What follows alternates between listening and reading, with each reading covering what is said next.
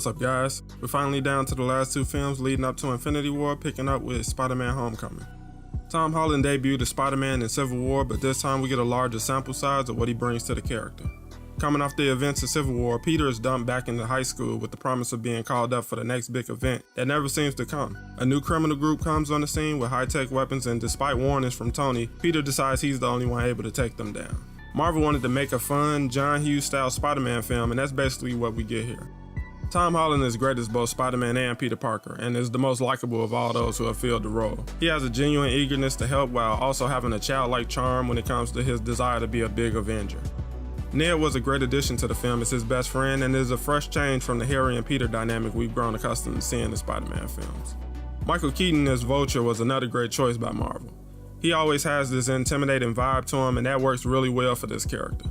He's just trying to make his way in life, and crime seemed like his only option, and it's an understandable choice. I wish he'd actually gotten more to do in the film, but for what he does get, he does an amazing job.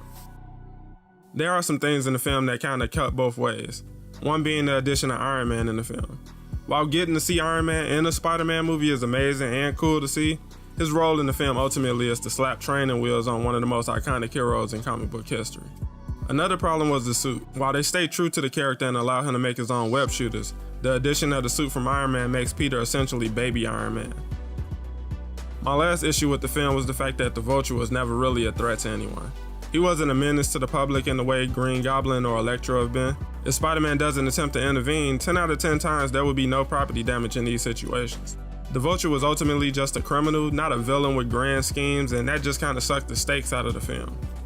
In the end, Marvel accomplishes everything they set out to do in the film. They take things in a new direction, and this in no way feels like a retread of the Sam Raimi films, but it also doesn't feel like a better film story-wise. I may do a more in-depth breakdown of this in a future video because I could say a lot more, but for the sake of brevity, I'll leave things here.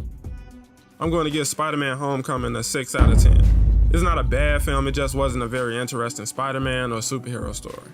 As always, let me know what you guys thought down below. Thor Ragnarok is up next. Thanks for watching, guys, and I'll see you in the next one.